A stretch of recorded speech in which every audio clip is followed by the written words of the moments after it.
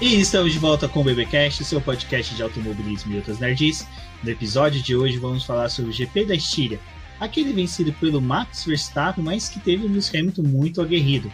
E para falar deste final de semana da Fórmula 1, eu tenho aqui comigo a Débora Santos Almeida. Bem-vinda, Débora. Olá, pessoal, sejam bem-vindos a mais um episódio do BP aqui do BBcast. Hoje a gente vai conversar aí sobre esse GP da Estíria, Estíria, né? Desculpa, gente. Fiquei animado. Mas, cara, eu acho que eu vi o Max Verstappen hoje como Sebastian Vettel na época de Red Bull, sabe? Fazia uma corrida que ninguém via, mas tava lá, ganhava a primeira posição, né? Ganhava a corrida. E aí, cara, a gente tinha que olhar o restante da prova. Difícil. Podemos ter tido um Max Verstappen semelhante ao Sebastian Vettel, mas ainda demora um pouquinho para o Verstappen ter o carisma que o Sebastian Vettel tinha na época. E aqui com a gente, com muito carisma, amor pela Fórmula 1, temos ela, Rafaela Oliveira, do Garoto da F1. Bem-vinda, Rafa. Oi, gente, de novo, eu aqui. Pois então, tudo que eu tava feliz de comentar da França, hoje eu tô meio assim, de comentar da Estíria. E eu peço desculpas desde já, porque algumas vezes eu vou acabar mandando o GP da Áustria. Porque querendo ou não é na Áustria, né? Mas então vamos falar GP da Áustria número 1. É uma boa. Dito que a gente, lá na live de quinta-feira, pré-GP da Estíria, combinamos, né, que provavelmente a GP da Estíria deve ficar no calendário da Fórmula 1. A Fórmula 1 deve buscar manter 2 GPs da Áustria até conseguir, né, formular um calendário mais completo. Mas, Débora, o que você estava fazendo? V de Vitória, V de Verstappen? Não, eu tava mostrando 2 corridas. Ah, bom, beleza. Então é isso, pessoal, mas antes de adentrarmos a corrida em si, vamos lembrar o pessoal aos recadinhos do Paddock. Aqueles recadinhos que a gente relembra vocês de primeiro, seguir os 3 membros aqui do podcast nas redes sociais, a Rafaela lá no Garoto da F1, também no perfil dela no Twitter, que vai estar na descrição do post desse podcast e também do vídeo do YouTube, a Débora e eu também nas redes sociais, e o boletim do Paddock para você poder acompanhar nossas publicações. Vai lembrar também, né, Débora, da nossa campanha de financiamento coletivo do Apoia-se. Exatamente, pessoal. Você que está escutando esse podcast pode apoiar a gente pelo Apoia-se ou pelo membro, se você estiver assistindo esse vídeo pelo canal no YouTube. E vocês podem ajudar a apoiar o BP e financiar o nosso trabalho e ajudar no nosso crescimento. Também os links vão estar disponíveis tanto na sua plataforma, no agregador que você escuta esse podcast, quanto no YouTube. Então verifique a possibilidade de se tornar o nosso apoiador, ajudar a gente e também fazer parte do nosso grupo lá do WhatsApp para poder discutir com a gente, né? Quebrar o pau com a gente, falar que a gente tá errado às vezes também, porque aí vocês vão ter um contato mais direto com a gente. E aí vocês podem desabafar. Mas tem muita gente legal lá. A Rafa também tá por lá. A gente tem outros membros do BP que escrevem ou que participam com a gente nos podcasts e nas lives. Então passa também por lá, porque você pode conversar com todo esse pessoal.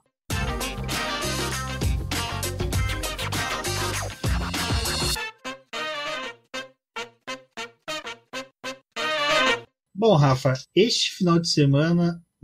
desculpa. Não, vai a Rafa mesmo. Não vou nem cortar isso daqui no podcast e no meu vídeo.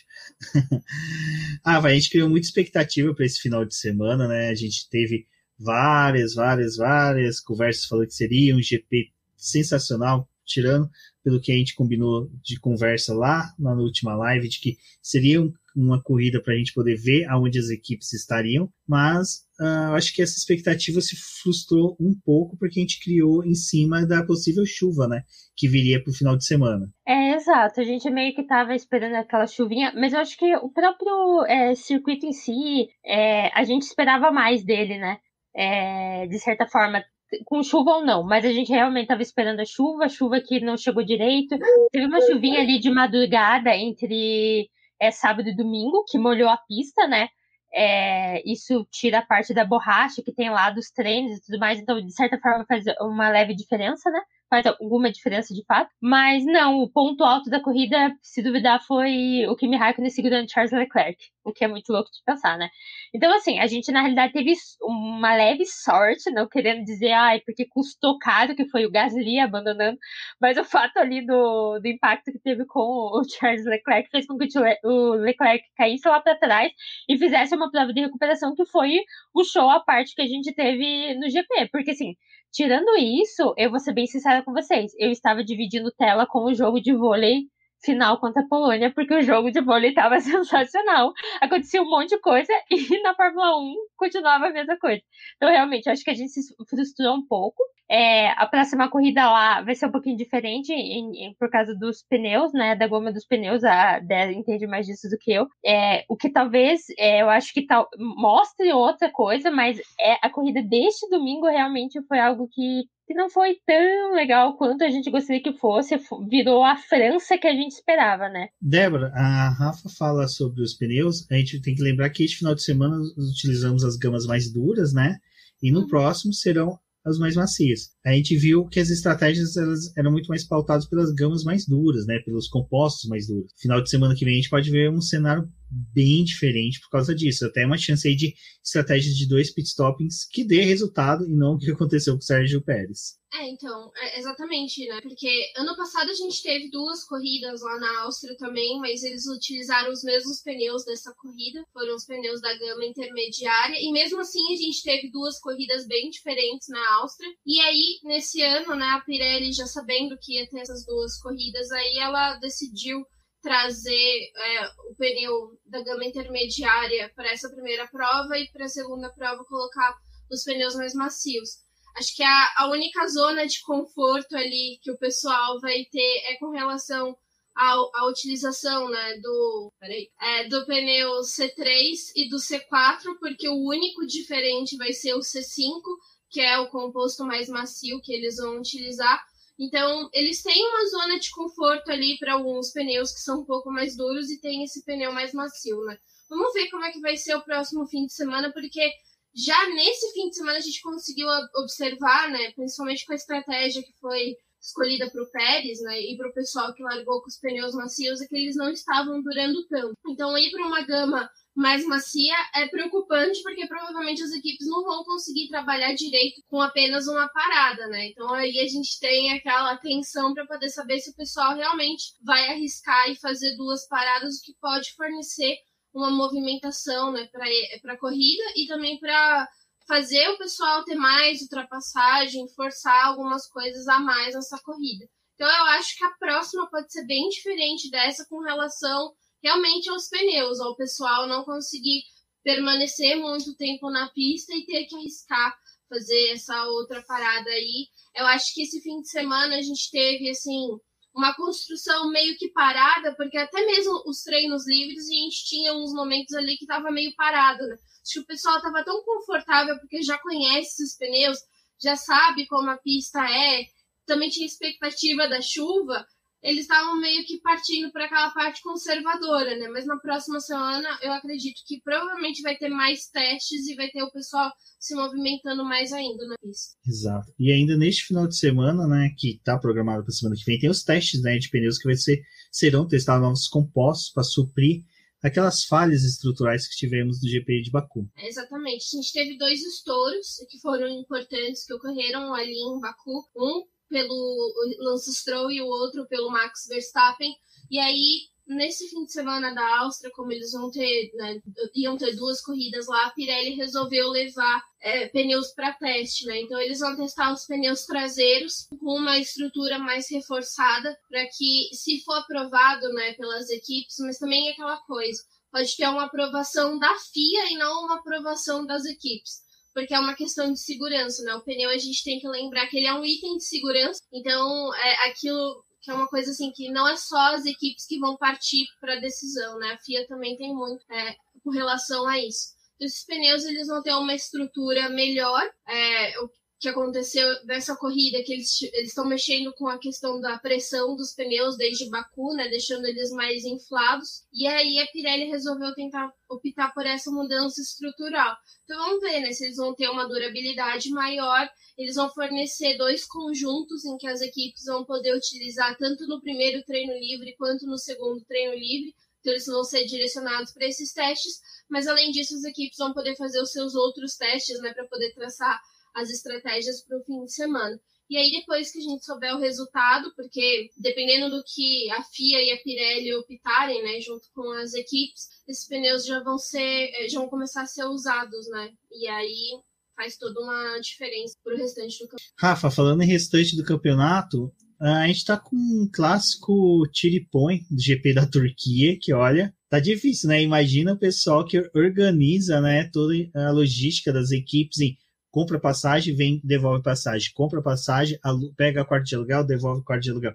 Mas o GP da Turquia agora foi confirmado novamente a ser realizado. Nunca tinha parado para pensar nesse trabalho de agência de viagem que cada equipe deve ter os seus profissionais. Que trabalho difícil nesse ano de pandemia, realmente. Nunca tinha parado para pensar. Mas assim, devem ganhar um dinheirinho bom.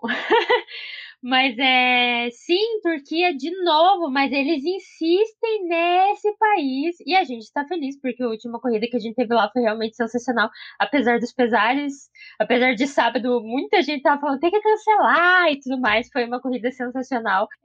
Então acho que a maioria do pessoal tá meio que comemorando, né, já que Singapura saiu. A questão é que ia substituir Canadá, mas pela questão de restrições de viagem, a pandemia teve uma alta lá na Turquia, teve que ser cancelado.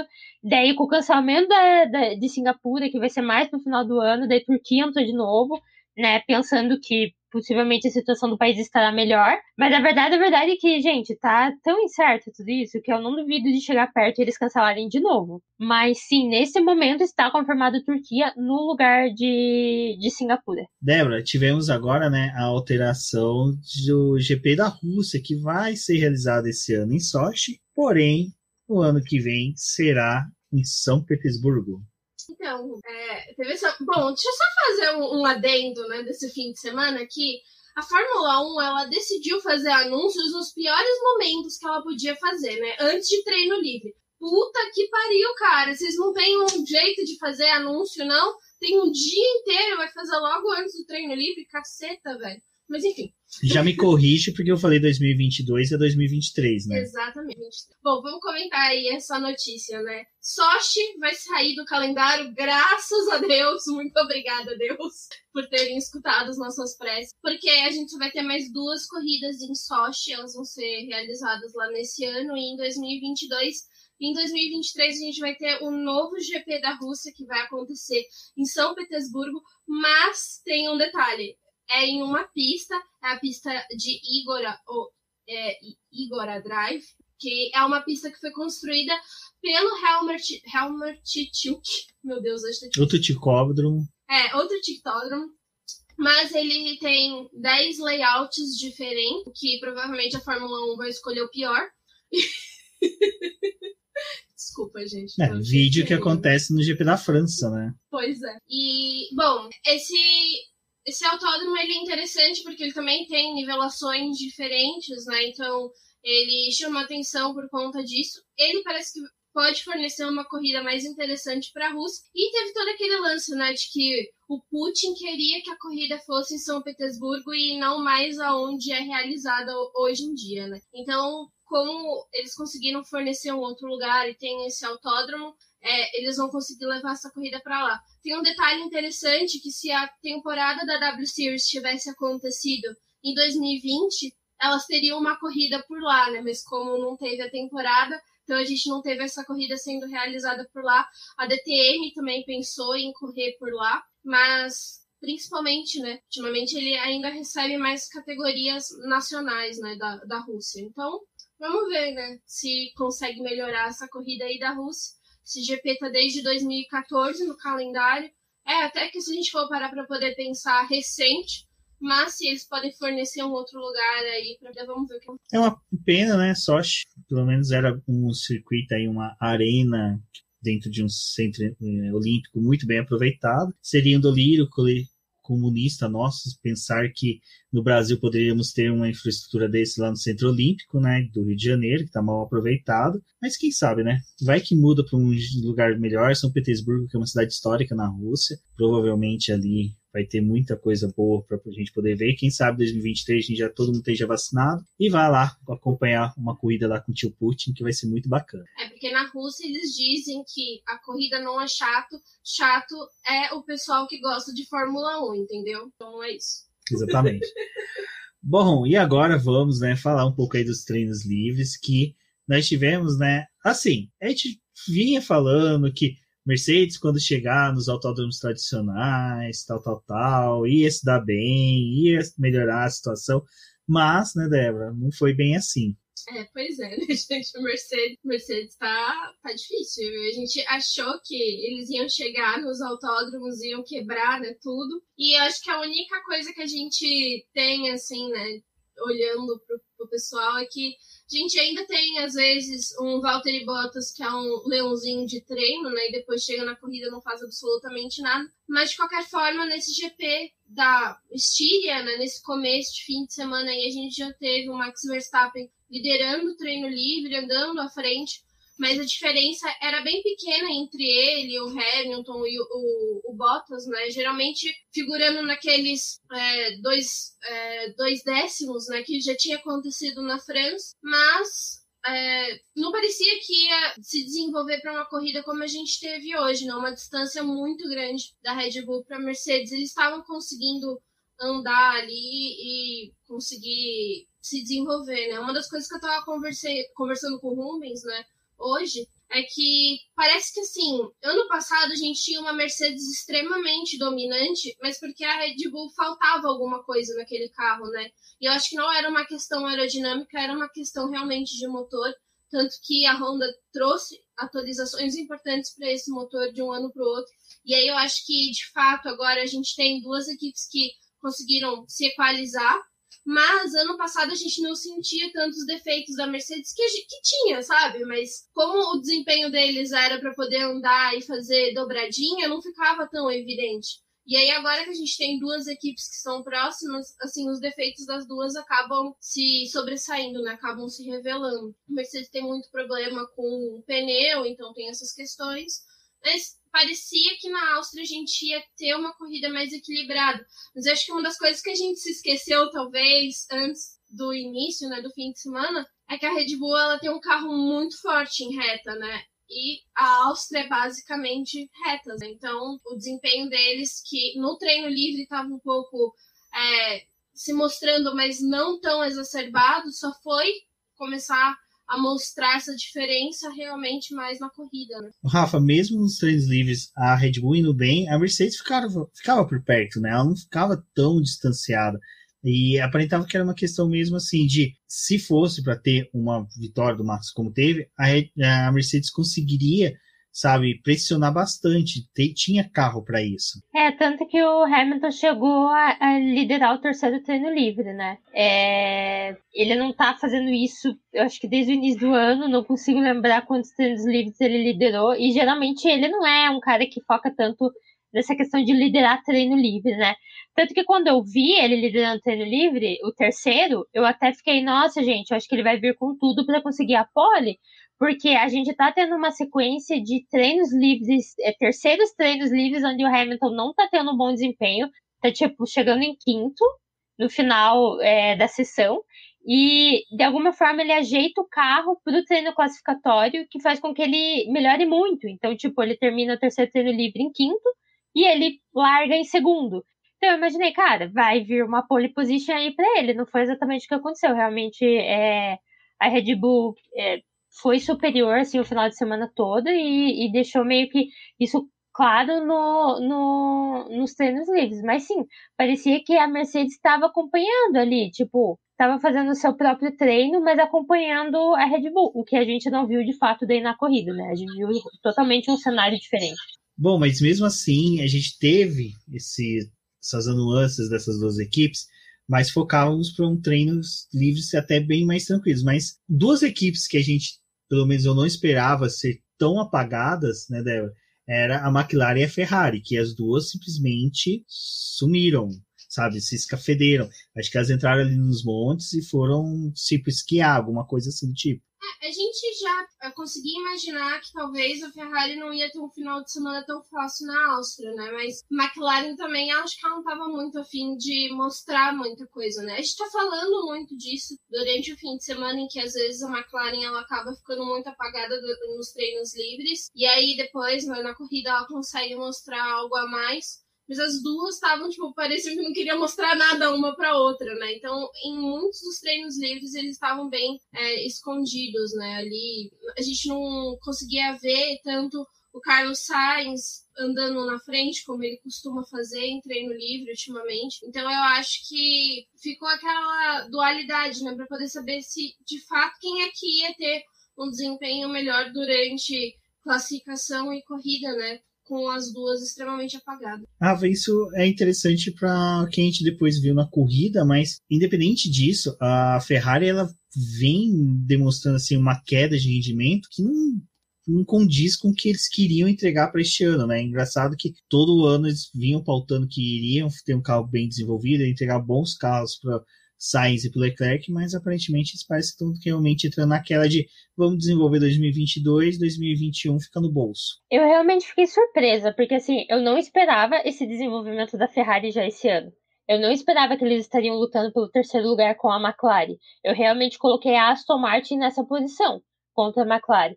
Então a gente viu que realmente eles deram um up do ano passado para esse ano, surpreendente, e as coisas estavam indo bem, e daí eles decidem por essa questão de não, vamos focar ano que vem. E realmente está deixando a desejar para os seus pilotos, porque eu acho que, como eu venho pontuando há algum tempo, eles têm uma dupla de pilotos muito boa. Muito boa. Tanto que, apesar dos pesares, né, acabando citando aqui a corrida já, eles tiveram os seus resultados, apesar do que aconteceu em pista neste domingo. Mas, realmente, apagadíssimo. Já é a segunda corrida, né? Na França já foi assim, e a gente eu particularmente fico surpresa, porque eles vieram bem, e do nada não, vamos parar de desenvolver, vamos deixar o carro decair, assim dizer, porque parece que subiu tudo que podia, e daí eles começaram a cair de novo. E eu acho assim, não consigo ver, em algumas corridas possivelmente eles vão aparecer melhor, mas eu acho que tá sendo uma tendência isso, a Ferrari realmente meio que largou o barco. Só vou fazer um adendo, porque aí, assim, no TL2 a gente teve o Daniel Ricciardo em segundo lugar, né? Então é um destaque, mas de qualquer forma, tipo, os outros desempenhos, assim, não mostravam muito, né, da McLaren. Eu acho que, assim como a Rafa, eu não acreditava que a Ferrari ia estar tão forte, mas essa foi a ilusão do final de semana, né? Ocon e Ricciardo. Exatamente, né? E aí, depois, no final das contas, não mostraram absolutamente nada. O Ocon mesmo, sim, Ocon e o Fernando Alonso estavam bem em treino livre. Tipo, a Alpine estava ali entre os 10, estava mostrando um desempenho interessante, né? Por isso que também fica um pouco complicado para a Ferrari e para a McLaren em alguns momentos, porque com essas equipes entrando ali no top 10, obviamente não cabe todo mundo, né, junto nesse top 10. Então, eles acabam caindo um pouco. Mas, assim, o primeiro treino livre e o terceiro treino livre, cadê, né? E aí no segundo, tipo, o Daniel Ricciardo tava ali na segunda posição, o Ocon também em terceiro. Chamaram muito atenção, mas no fim das contas não entregam, né, gente? O Ocon, né, depois que assinou o contrato, o que acontece, Ocon? Já tá garantido mesmo, né? Não precisa mostrar mais. O Ocon, ele tá, sim. Depois a gente vai comentar com ele na corrida, mas torcer para que ele tenha uma chacoalhada, né? Dê uma acordada, porque isso vai refletir muito no Campeonato de Construtores até para a Alpine, que mais pra frente a gente comenta sobre. Mas, comentários, Rafaela, sobre menino Bottas. Bottas que parece que tá precisando ir no sapateiro para poder ver o solado dele, que tá com um solado que desliza, né? Ele não consegue andar sem dar uma escorregada, que ali naquela punição que ele tomou pelo lance dos boxes não foi uma coisa tão boa para ele no final de semana, né? Ai, botinhas, hein? Mas então, gente, o que comentar? Ele rodou no pit lane. Ai, que momento, que momento. Tanto que eu pensei, na hora que eu vi aquilo, eu falei, gente, tem que jogar sal grosso no menino. É o efeito Netflix, porque a Netflix tá com ele, né? Esse final de semana estava. Então tá aí o efeito, mas eu acho que gastou aí nesse treino, porque depois a gente vai falar na corrida, mas eu acho que ele deu uma recuperada em tudo que aconteceu. Mas realmente eles estavam tentando treinar uma questão de toda essa polêmica do pit lane, de tempo de pit lane e tudo mais. Ele estava tentando treinar algo que, por acaso, o Lando Norris também fez na McLaren, que era arrancar com a segunda marcha, né? Mas no caso dele deu errado. E realmente é um ponto de segurança extrema ali, porque a gente tá falando de um lugar que tem muita gente. Muita gente, podia ter realmente acontecido um acidente sério. no final das contas ele foi auxiliado pelos mecânicos da McLaren para sair da situação, né? Primeiro todo mundo ficou olhando, tipo, sabe quando você entra em uma sala e ninguém te conhece, daí todo mundo fica, tipo, te julgando? Foi mais ou menos assim. Mas com isso ele foi punido, levou 3 posições do grid, também alguns pontinhos na carteira, reclamou bastante, tipo, cutucou, falou que a McLaren forçou a situação e tudo mais para ele ser punido de novo. Então ele tava meio estressado com toda a situação, porque realmente ele arriscou ali a pedido da equipe, não vamos treinar isso para tentar ser mais rápido, porque é um ponto que realmente a Mercedes tem que melhorar se quiser ainda disputar pelo campeonato. Mas não deu certo para ele rodou ali e a situação dele, assim, tá altos e baixos, assim. Eu acho que se a corrida dele tivesse sido muito, assim, péssima no sentido de desempenho dele, a gente poderia falar, nossa, tá acabado o Bottas, mas eu acho que ele ainda conseguiu uma redenção na corrida, mas realmente, a situação ali do segundo treino livre dele foi meio que crucial até para a própria corrida dele, porque se a gente fosse manter a ideia de que ele não ia ser punido, ele teria largado na frente do Hamilton. Não sei como a Mercedes trabalharia isso, mas seria um outro cenário, né?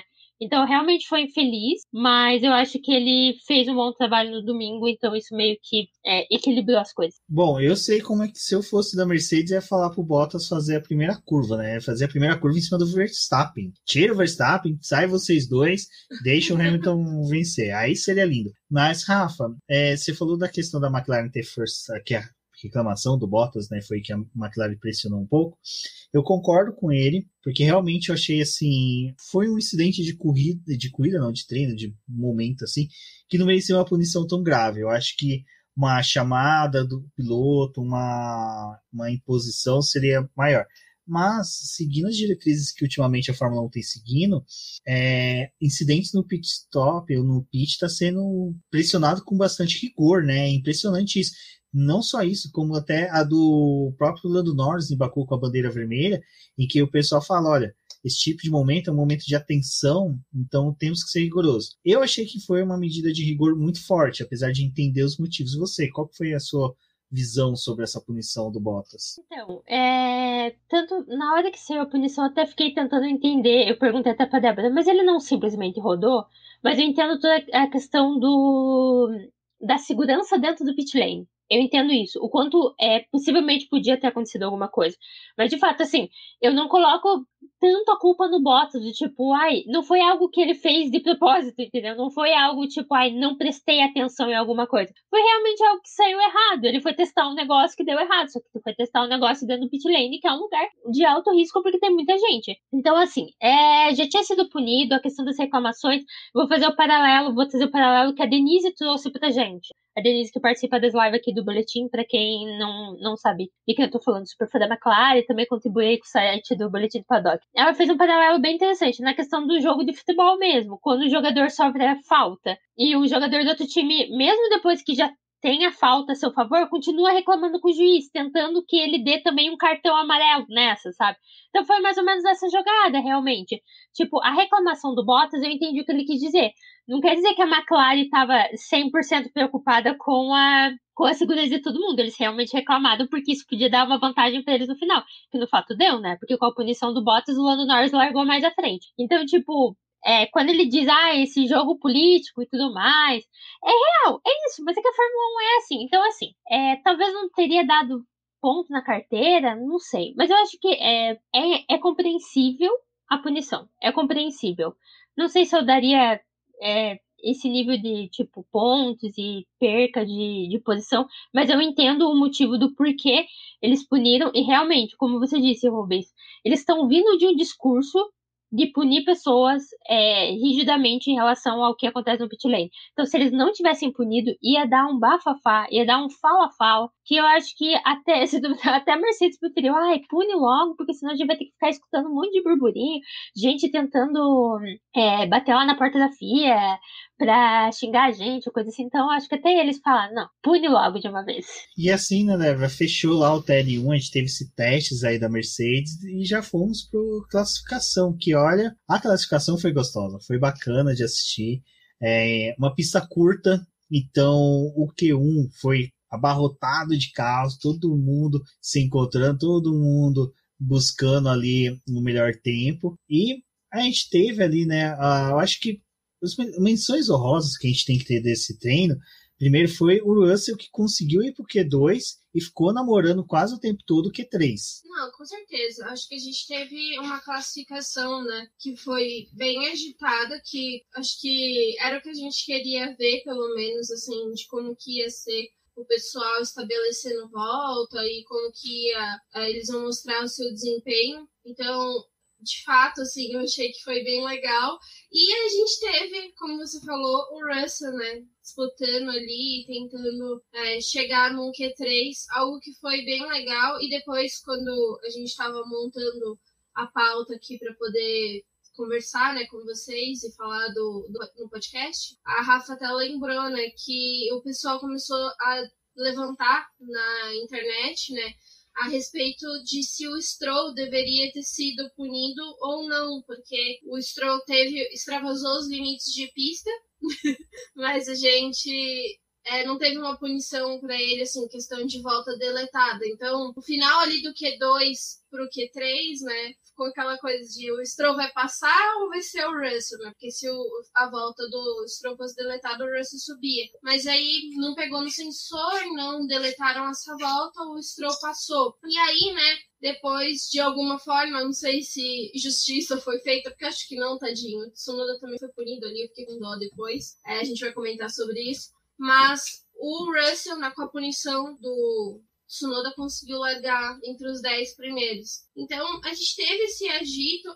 Novamente, né? A gente volta para os circuitos que são traçados permanentes aí dentro da Fórmula 1. Tem as questões com os limites de pista. A gente teve outras voltas do pessoal deletada, principalmente por conta da curva 9 e 10, que estava sendo muito mais rigoroso ali, a forma como eles estavam deletando volta, e quando deletava a 10ª, deletava a volta seguinte no estilo videogame, então crítico, né? Mas infelizmente quando a gente chega nesses circuitos assim, é pautado dessa forma. Rafa, outro ponto que foi bem estranho não, eu diria assim, que não foi querido por nós fãs, torcedores, foi a diferença entre Lando Norris e Daniel Ricciardo. Que, diga-se de passagem, a gente estava bem otimista, estavam todos otimistas que o Ricardo havia se reencontrado, né? Parecia que estava conseguindo entregar o que foi prometido para a McLaren, mas infelizmente ele ficou a 10 posição do Lando Norris, né? Foi um prejuízo muito grande ali para a McLaren. Então, eu não sou muito de falar como que tá a mente do piloto, porque cada piloto sabe como tá a mente de si. Eu sou uma pessoa que critica muito as pessoas falarem, meu Deus, sentiu. Meu Deus, tá desequilibrado, ou qualquer coisa assim. Mas o Daniel Ricciardo é alguém que tá sempre tão sorrindo, e esse final de semana foi realmente um final de semana que ele não abriu o sorriso. Que ele realmente, tipo, tá tentando entender o que tá acontecendo. Eu vejo dessa forma. Que ele não tá entendendo o que tá acontecendo consigo mesmo em relação ao carro. Mas sim, a gente criou uma ilusão total. Eu acho assim, eu vim da França pensando, por fim, o cara se ajeitou, é isso aí, se encontrou legal, vai começar a dar uns resultados, ou pelo menos vai andar perto do Lando, que é aquilo, aquela tendência do Lando já está na equipe há algum tempo, então você realmente espera talvez que ele esteja na frente e tudo mais, mas não foi o que foi visto. Como eu disse, teve a questão da punição do Bottas, então o Lando largou de terceiro, porque conseguiu um ótimo quarto lugar, mas o Daniel Ricciardo ficou para trás, sim, muito para trás. Eu realmente não sei como isso está sendo trabalhado dentro da McLaren, mas os fãs sentem, assim, se você quer lutar por um terceiro campeonato, você realmente quer ter os seus dois pilotos ali perto, pelo menos. E se um tá indo ruim, possivelmente o outro também vai, porque, né, é aquilo, por mais que os carros possam ter algumas configurações diferentes, os desempenhos, teoricamente, não teriam que ser tão grotescos. E tá sendo, foi, esse final de semana em relação à classificação e até em relação à corrida. Então, eu não. É difícil você tirar o que está acontecendo com o Daniel Ricciardo. Se é um problema com o carro, se é um problema da adaptação, é um problema com ele mesmo, é um conjunto de fatores. Tá difícil de interpretar o que está acontecendo. Ou foi simplesmente um lance de muita sorte, de tipo, meu Deus, acordei inspirado, acordei com o universo do meu lado, e ele teve aquele bom desempenho na França, porque foi isso que a gente viu até agora de bom desempenho do Daniel Ricciardo. Então, em termos de porcentagem, realmente, o Daniel Ricciardo tá falhando mais do que conseguindo qualquer coisa. Então, foi é bem estranho ver essa situação de distância entre ele e o Lando Norris, que era algo que eu acredito que ninguém estava esperando depois da França. Eu acho que quando a gente olha para o Ricardo, né, a gente vê que agora ele é um dos que mais está tendo dificuldade com a sua equipe. Até o Fernando Alonso parece que já se encaixou ali de novo na Alpine, né? O tempo que ele pediu para conseguir se adequar ao carro já passou, tanto para todo mundo, né? Para o Daniel Ricciardo, para o Fernando Alonso, para o Sebastian Vettel. E aí a gente olha para um Vettel que já teve um pódio, né? O Fernando Alonso conseguindo ajudar a Alpine a conquistar pontos, e o Ricciardo tem esse sobe e desce, né, com a McLaren. Então, acho que, assim, vai ser um ano complicado para o Ricciardo, né? Acho que agora a gente já pode dizer que provavelmente ele não vai conseguir se adaptar agora, e aí a McLaren precisa começar a pensar já para o próximo ano, né? Porque acho que eu não sei se a gente pode dizer que aquela imagem que a gente teve do Zac Brown durante a classificação foi com relação ao Ricciardo, mas quando o Ricciardo não consegue passar do Q2 para o Q3, eles focam ali no Zac Brown, e o Zac Brown, tipo, balançando a cabeça, assim, tipo, de novo, né? Então, é uma situação que é complicada, porque a McLaren, como ela tá duelando com a Ferrari, né? E aí a gente sai de um GP da Áustria em que as duas Ferraris conseguiram pontuar. Também é difícil para a McLaren contar sempre com o mau desempenho da Ferrari, mesmo que seja circuitos rápidos, né? Porque a Ferrari também tá nessa, né? Em alguns momentos ela consegue se encaixar, apesar dela não estar tão focada mais nesse campeonato por conta de atualização. Cara, ter o terceiro, quarto lugar dos construtores é importante de qualquer forma, sabe? E até o Laurent Marx tinha falado que a gente não vai mais rever tantas questões do carro, mas aí o Binotto, depois da França, que viu que foi um desastre, né, falou, a gente precisa analisar o GP da França pra gente poder ver o que a gente pode melhorar, porque também não é, tipo, fingir que nada tá acontecendo, né? Então, eu acho que o Ricciardo vai ser o ponto assim, que vai fazer mais diferença pra McLaren. E a gente não esperava que isso fosse acontecer, até porque ele parecia ser um piloto que ia conseguir se adequar, acho que de todos do grid, né? Talvez o Ricciardo fosse o que a gente achasse que mais poderia se adequar à McLaren, e isso não tá acontecendo. Pode falar, Rafa, desculpa. Não, é que eu só queria ressaltar isso, que parece que tá um círculo vicioso com o Daniel Ricciardo. Ele tá entrando nas equipes, não tá conseguindo entregar de primeira, daí possivelmente no ano que ele começa a entregar, é o ano que ele tá saindo da equipe, sabe?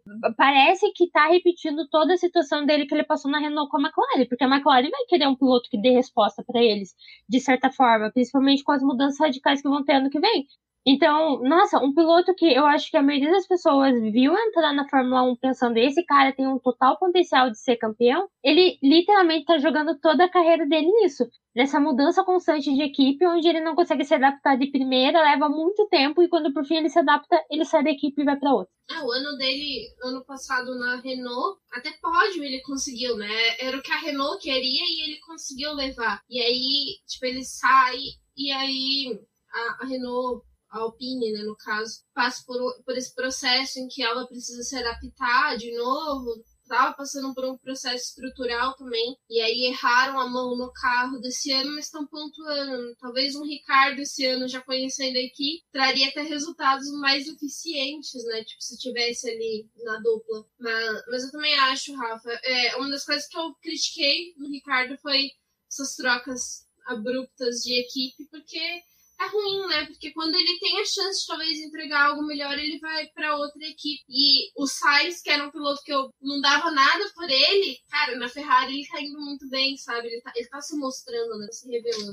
Esse negócio do Thiago, eu acho que pesou muito também ele ter colocado prazo para se adaptar. Eu acho que se ele tivesse falado, olha, vai ser um ano de adaptação difícil, pretendo fazer o meu melhor, tipo de jogador de futebol, mas questão que ele colocou prazo, e aí quando acabou o prazo ele entregou numa corrida muito boa, e aí nesse final de semana ele foi totalmente apático, sabe? Ele, tudo bem, ele conseguiu aquele segunda posição ali num treino livre, mas só que mesmo assim a gente sabe que treinos livres são circunstanciais, a gente não sabe como ele obteve aquele tempo, se estava o carro, sabe, vazio, só no cheiro da gasolina, pneus novos, então é bem complicado. Eu acho que eu não vou bater tanto no Ricardo hoje, porque O quali foi difícil, foi muito apertado, a gente viu até o Russell chegando quase aí pro Q3, então eu acho que todos os pilotos estiveram muito próximos, em determinado momento do treino classificatório, do primeiro ao 10º ficaram em menos de um segundo, então é uma coisa que apertou bastante, então todas as equipes estão conseguindo entregar bons resultados também, mas é aquela coisa, né? Você tem que ficar próximo do seu companheiro de equipe. Tomar uma lavada de 10 posições do Norris foi muito alto. Foi um preço alto que o Ricardo vai pagar, mas é aquela coisa. Se o Zac Brown, mesmo ficando chateado ali, ele ainda tá tendo paciência, ele ainda acredita num projeto com o Daniel Ricciardo para mais 2 temporadas, eu vou dar esse voto de confiança. Mas mesmo assim a gente fica desapontado porque a gente começa a torcer contra a Ferrari, para a Ferrari não pontuar e ultrapassar a McLaren no Mundial de Construtores. Eu acho que é uma coisa que a gente precisa lembrar também da Áustria e com relação ao Daniel Ricciardo, que ele está tendo dificuldade para poder frear, né? Para poder encontrar o ponto de freada ali do carro da McLaren. E aí também ele não está conseguindo ir muito além, porque ele realmente passa por aquela coisa de medo, né? E a Áustria é um circuito principalmente de aceleração e frenagem, porque a gente tem retas muito longas, chegam com muito impacto na curva, né? Então é uma freada que costuma ser muito abrupta, tanto que a gente viu durante a corrida o Verstappen falando sobre os freios dele, né? E a equipe falando, olha, eles têm que tomar cuidado, tal ponto da pista, você precisa ser um pouco mais gentil com seus freios, porque senão você não vai conseguir ter um desempenho muito bom, você pode correr o risco de sair da pista. E por ser um circuito dessa forma, eu acho que o Ricardo tinha como ir mal, sabe? Ter problemas. Mas realmente fica um ponto meio que inaceitável, né? Tipo, o Leclerc conseguir se classificar tão bem e o Ricardo ir largar tão atrás, né? E o Ricardo, ele não tá também sendo, em muitas corridas, aquele cara que a Red Bull tá conseguindo contar com o Pérez, né? Tipo, tem uma classificação ruim, mas na corrida eles conseguem trazer ele mais pra frente, porque aonde o Ricardo às vezes tá largando, tá tão disputado o grid, e o carro da McLaren, não é que ele é parecido com os outros, mas consegue funcionar, operar muito perto, não consegue ter a recuperação de posição, né? Não sei se fosse ele na corrida, assim, na situação que a gente teve com o Leclerc, se ele ia conseguir ter se recuperado. Porque, de fato, ele também não conseguiu se recuperar tanto nem se recuperou tanto. Não, isso é complicado, mas daqui a pouco a gente volta a falar da McLaren na corrida. Rafa, e no final, Max Verstappen conseguiu a pole, mas não foi uma pole, assim, daquelas de, minha nossa, né? Super vantagem sobre as Mercedes, deu 0.2. 0.2 é uma coisa? Sim, mas só que mesmo assim, tava dando aquele ar de que no domingo seria uma disputa boa na corrida, porque a vantagem não foi tão gigantesca assim, vendo também que o Pérez não ficou tão próximo do Max Verstappen. Então, é aquilo. Tem algo que eu quero pontuar sempre. O Pérez, eu não espero ele nada no quali. Eu não espero nada do Pérez no quali, gente. E isso não é dizendo que ele é ruim, que ele é péssimo, que ele é o quê. Só que não é a vibe dele. Garantir alguma coisa na quali. Ele faz na corrida. Mas sim, eu pensei tanto que, né, a gente teve Bottas e Hamilton ali, top 3. Falei, não, agora vai. Eles vão, tipo, ter alguma disputa, pelo menos ali na largada vai acontecer alguma coisa. Tá, tinha a situação do Bottas, né, que conseguiu o segundo lugar, mas caiu. Mas não aconteceu isso. Realmente, em relação à pole position, é algo que eu me surpreendo, porque eu não vejo também o Max Verstappen um cara de treino. Eu realmente acho que essa pequena melhora aí, essa melhora em relação à Mercedes que a Red Bull tá dando essa chance dele ampliar. Tanto que eu falo que na luta Charles Leclerc e Max Verstappen, eu vejo o Max apanhando do Leclerc possivelmente sempre nos treinos classificatórios e dando a resposta na corrida, mas ele vem fazendo os poles, assim, uma atrás da outra. O Hamilton aí garantiu a pole 100 e pelo jeito não quis mais nenhuma, parou em 100 poles, mas dava pra, tipo, imaginar uma boa luta, quem sabe ver até o Bottas batalhando com o Pérez na largada ali por um tempo, mas realmente não foi o que aconteceu, não deu certo. Na entrevista pós-classificatório, o Bottas até falou que estava sofrendo muito com as atualizações não, mas ajustes que a Mercedes tinha feito no carro para aquele final de semana, tanto que ele falou que ele teve que trabalhar com o Hamilton para entender o que estava acontecendo. de certa forma surgiu o efeito, né? Acho que por isso até ele não deu as de leão de treino dele nos treinos livres, porque ele realmente não estava se encaixando com o que estava acontecendo no carro. E daí ele conseguiu, né? Deu ali o segundo lugar dele, que depois ele perdeu pela punição. Mas não dava as caras assim de ser uma enorme vantagem que a Red Bull ia ter na corrida. Foi, na realidade, um treino classificatório que a gente meio que tá vendo se repetir quase sempre, né, em relação a posições e a distância dos carros entre si, ali da ponta, né? Nada? Achou normal? Porque, né, Verstappen, brincadeira. Mas, eu acho que foi muito apertado, né, a classificação, assim, a gente não teve muita diferença entre ele, o Bottas e o Hamilton, né, foi uma classificação apertada, e contando com a punição que o Bottas tinha, né, pra corrida, então ele ia largar atrás, o Hamilton ia herdar esse segundo lugar, né, então eu também esperava que nessa posição a gente tivesse uma largada meio que no estilo da França, sabe?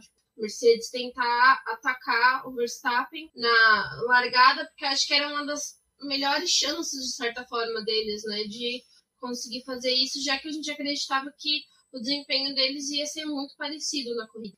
Falando em corrida, né, já podemos adentrar na atividade de domingo. Rafa, largada até que foi tranquila para os pilotos da Mercedes, da Red Bull, porém, Charles Leclerc quis emular, né, novamente. A gente até brincou lá na live que eu estava bem confuso com nomes de GP da Austrália, GP da Estíria. O Leclerc, ele tá com boas estatísticas no GP da Estíria de que sempre na primeira volta ele tem que fazer uma pataquada, ele tem que bater em alguém e prejudicar a corrida de outro piloto. E bateu no amigo que fofoca com ele todo final de semana, gente. Bateu no melhor amigo ainda, que era o Pierre Gasly, coitado. E o pior é que o movimento realmente foi algo do Charles Leclerc. O Pierre Gasly realmente estava na dele ali. Quem saiu prejudicado foi o Gasly, que estava ali no P6. Gente, o P4 que é do Leclerc agora virou P6 do Gasly. Mas infelizmente o Gasly abandonou com isso. O Leclerc teve que ir lá para trás. Eu acho que foi um dos únicos lances assim... Mas teve uma confusãozinha lá no fundo com as Haas e tudo mais, mas que surgiu realmente uma mudança em relação ao que ia acontecer ali para a corrida. O Verstappen largou bem, o Hamilton não me aparentou que ele estava tentando atacar o Max, eu acho que ele estava meio que quase tentando se defender em relação ao Norris, que estava com os pneus macios. Vale lembrar que eles estavam com jogos de pneus diferentes ali, o pessoal da frente. O Bottas não pareceu conseguir chegar muito perto do Checo também.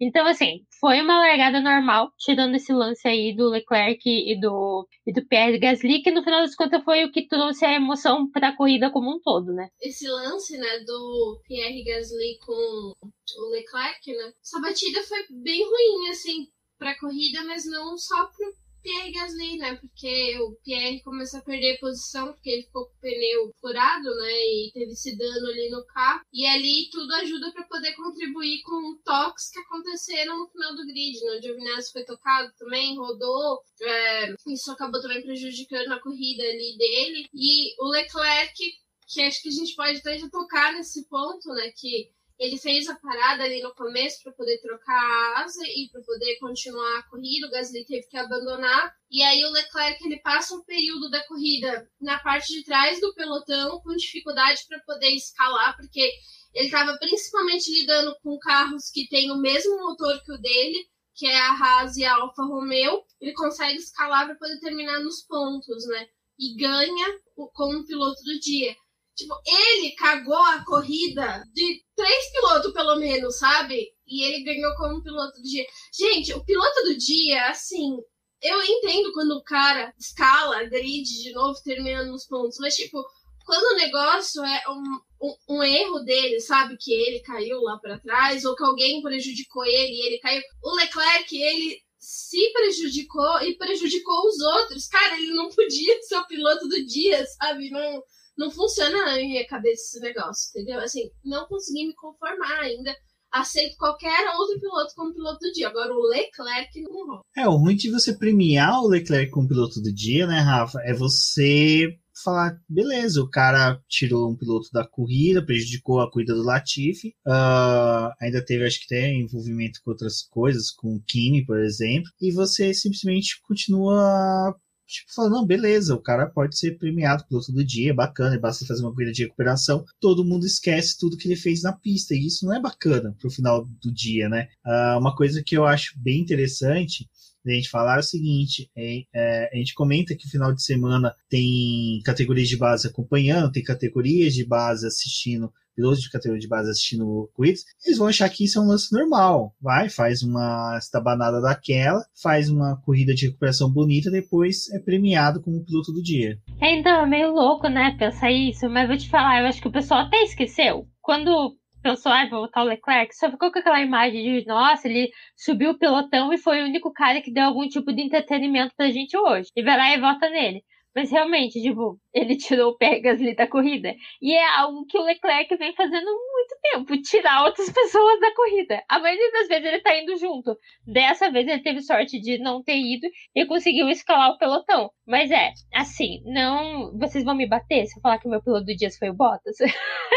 Porque pra mim, assim, depois a gente entra nesse assunto, mas eu acho que ele mereceu mais pelo desempenho que ele teve durante a corrida do que o Leclerc, em termos de um todo, né? Mas sim, realmente, eu concordo com você, Rubem, nesse ponto de que tem gente acompanhando e é algo que a gente ressalta muito na atitude de alguns pilotos de, cara, isso não é um bom exemplo pra quem tá começando. Isso não é um bom exemplo pra quem quer ser um piloto e chegar na Fórmula 1. E foi o caso de hoje. Mas eu realmente acho, assim, não querendo defender, mas defendendo quem votou nele como piloto do dia, eu acho que realmente as pessoas esqueceram desse fato. Porque elas ficaram totalmente focadas nele subindo o pelotão e dando entretenimento pra elas. Então, foi algo que pra eles foi suficiente. Mas realmente, ele não foi o piloto de dia pro Pierre Gasly, por exemplo. Exatamente, nessas resenhas que você comentou que eles têm ali, deve ter ficado bem agridoce a conversa entre eles. Provavelmente deve ter tido aí um conversinho. Apesar que o Leclerc, mais de uma vez, né, ele já chegou a fazer umas cagadas dessa e depois ia pedir desculpa pros pilotos, ficarem de boa. Então, torço para que... E Gasly não vai passar as fofocas pra ele. Exatamente. Vai Mas procurar.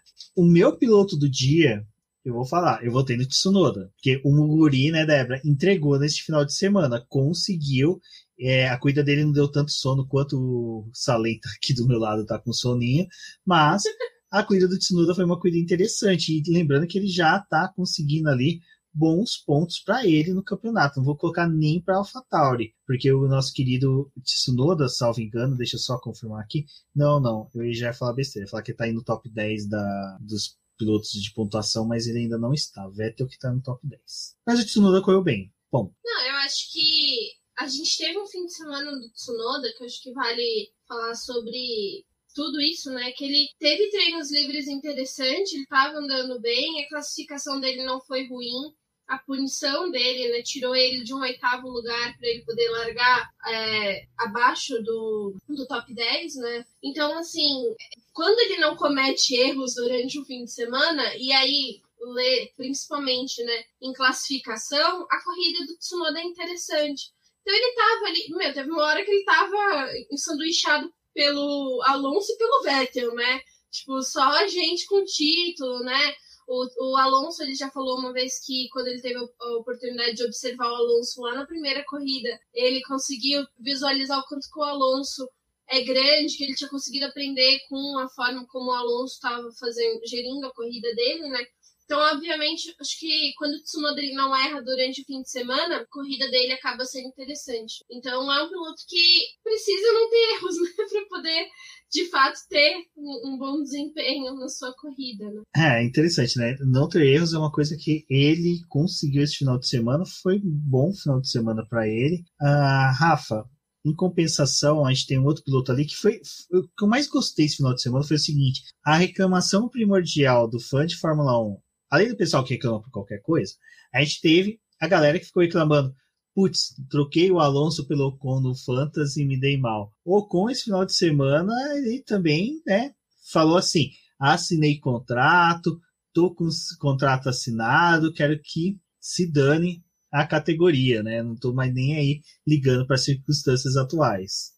Ele tá esperando a renovação do Alonso. Por isso que ele tá deixando o Alonso ficar, entendeu? Pro Alonso ver se renova por mais anos. É uma tática entre eles. Ele tá deixando realmente o Alonso pontuar ali pra ajudar o amigo por uma renovação de contrato. Mas sim, né? Sumiu, cara. Nem vi chegar. Não vi chegar na bandeirada. Talvez ainda esteja lá, né? Afinal, a próxima corrida é lá mesmo, então ele ficou com o carro lá. Quem sabe daí ele consegue largar da frente. Mas não, gente, apagadíssimo o Ocon. Eu não vi declarações dele, não falei nesse quesito, não sei se ele deu alguma explicação do que aconteceu, eu realmente não vi. Mas a Débora tá aqui balançando a cabeça dizendo que não explicou nada, simplesmente falou, não tô, hoje não é meu dia. Mas ele sumiu, gente. E a gente tava super exaltando o cara, falando, nossa, tá na frente do Alonso, todo mundo achando que ele ia, sei lá, ser derrotado pelo Alonso desde a primeira corrida. Que é isso de adaptação do Alonso? O Alonso nasceu adaptado. Vai esmurrar o menino desde o início, mas não foi o que aconteceu. O Ocon, não sei, mas é engraçado, a gente brinca, mas realmente foi isso. O cara assinou um contrato de 3 anos e sumiu, desapareceu, nunca mais foi pra pista. Não sei o que foi o desempenho dele, o que aconteceu, mas é aquele ponto que a gente tá clicando entre o Norris e o Ricardo. Foi realmente, tipo, o Alonso teve um desempenho muito bom todo final de semana, nem ficou na zona de pontuação. Agora o Ocon, ninguém viu. De fato, ele não teve um momento de tela no final de semana inteiro, porque, quer dizer, teve ali aquele treino livre, né, que do nada ele, apareceu, mas também na mesma circunstância, mesmo caminho que o Daniel Ricciardo tomou. Não sei, vamos ver, porque assim, contrato assinado não garante nada, e a gente viu isso com o Pérez ano passado, né? Então, eu acho que realmente não sei se não é até a questão de colocando aquilo de novo, que eu não gosto, que eu critico, mas não sei nem se não é a questão da pressão de, assinei o contrato, tenho que continuar aqui meu trabalho. Não sei se não foi isso que acabou afetando também o desempenho dele, mas ele é um piloto que eu gosto, eu acho que ele tem um bom desempenho, às vezes ele faz umas corridas muito boas, né? A gente já teve alguns pódios do Ocon, não lembro quantos, mas a gente já teve pódios com o Ocon, né, ano passado. Então, assim, ficou apagado, mas eu espero que ele apareça em algum momento. Talvez na próxima corrida, com condição de mudança dos pneus ali da Pirelli, da Gama, talvez, quem sabe, ele consiga reverter uma corrida melhor do que foi esse final de semana. Mas, realmente, foi um final de semana que dó quem colocou ele no F1 Fantasy. A verdade é que ele tá lá no meu F1 Fantasy desde a primeira corrida, nunca tirei. Mas tá ele e o Alonso. Então, assim, claro, em equipes diferentes, tá? Não na mesma equipe, gente. Porque lembrando, Diquinha não coloca as pessoas da mesma equipe, a dupla da mesma equipe no mesmo time, tá? Porque isso anula a pontuação. Então, não façam isso. Mas ele tá lá. Mas o Alonso também tá. Então, assim, em um grupo pontuou bem, o outro grupo não pontuou tão bem, não. Eu me senti frustrada porque eu falhei miseravelmente quando eu deixei o Ocon lá no meu time. Eu tinha colocado ele na corrida passada, já me decepcionou lá. E aí nessa, eu senti que ele ia me decepcionar, mas olha, não sabia que era muito, entendeu? Então, deveria ter tirado o Ocon de lá. Vou fazer isso já nesse começo de semana pra não me esquecer mais. O Ocon não fica mais. Mas, nossa, que corrida do Ocon, né? E, tipo, não deu pra ver, gente. O que aconteceu com o Ocon? Tipo, a questão ele correu? Ele foi? Que a gente tá falando, talvez não chegou, mas talvez nem tenha ido. Eu acho que ele nem foi, entendeu? Acho que o carro, assim, nem chegou lá, entendeu? Vamos esquecer o Ocon. Ele tá ajudando o Alonso, porque o Alonso renove por mais anos, e aí sim ele consiga superar o Alonso, né? Ai, gente, não sei. Não, o Ocon, eu tenho medo dele acontecer o que aconteceu com o Pérez em 2012. Ele tava na Sauber, fez uma senhora de uma temporada pela Sauber, quer dizer, primeira metade do campeonato. O campeonato dele da Sauber foi muito bom.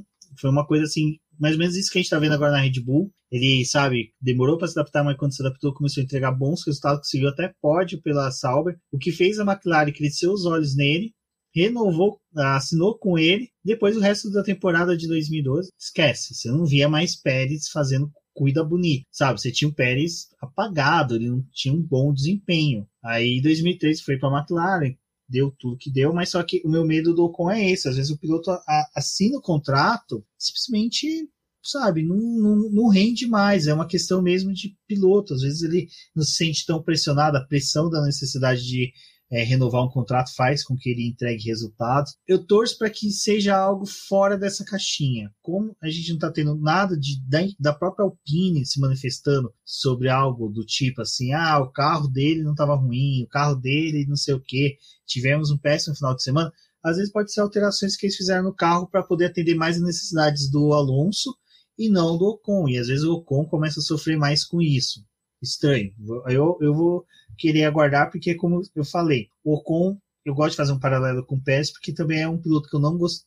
Não é que eu não gostava, não era o meu piloto favorito, não era um piloto que crescia aos meus olhos, mas eu achava bacana, ele ainda tá no grid. É um piloto rápido, é um piloto combatível, ele é muito aguerrido quando ele tem que defender uma posição, então eu gosto do Ocon ali entre o top 10. Ele é um piloto gostoso de se ver disputando posição com outros pilotos. Ele é limpo, ao contrário do Leclerc, que leva a asa e roda fora, o Ocon não é tanto dessa política de disputa de posição. O Pérez discorda de você. Mas o Pérez, né, vale lembrar que ali estava uma disputa por posição da equipe mesmo, né? Então era uma coisa um pouco mais ferrenha. Mas eu acho que mesmo assim, se parar para pensar, em Spa, quando teve essa disputa com o Ocon, do Pérez, salvo engano, 2018, a situação foi bem diferente, né? Ali era... os dois acabaram não se tocando a ponto de prejudicar uma corrida do outro. Foi uma questão mesmo de disputa de posições. Mas eu acho que o do Ocon, a gente pode esperar pelo menos uma retomada dele na temporada. E assim, não teve explicação, né? Nem do lado da equipe quanto do Ocon. Assim, não teve uma explicação, porque eles foram para essa corrida para poder tentar pontuar, né? Eles queriam pontos. E aí, tipo, o Ocon, eles não conseguem explicar o que aconteceu com o Ocon, e o Alonso, tipo, pra ele não ter um desempenho melhor, foi por conta do trânsito que eles informaram, que eles pegaram, né? Porque a gente tem que lembrar que a pista da Áustria, por ser muito curta, o pessoal acaba se encontrando muito na corrida, né? Não geralmente com quem você tá disputando posição, mas com retardatário, tem essas coisas, né? Tipo, o pessoal que tá saindo dos boxes quando tá tendo parada, então tudo isso acaba gerando trânsito. Então, pro lado do Fernando, eles conseguiram explicar. O do Ocon, acho que também a equipe não conseguiu achar ele na pista, por isso que não conseguem também dar uma explicação de por que ele não correu bem. Alguém que precisa de uma explicação séria, né, Rafa, de por que tá acontecendo isso comigo é o Russell, que o moleque zicado, velho. Eu acho, sinceramente, que ele tem que dar uma olhada ali no box da Williams. Alguém deve ter enterrado uma caveira de burro no box, porque o moleque não tem sorte, sabe?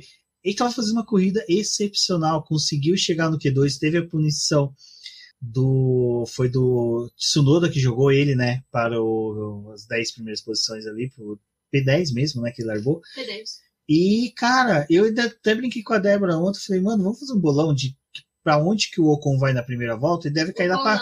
O Russell, desculpa.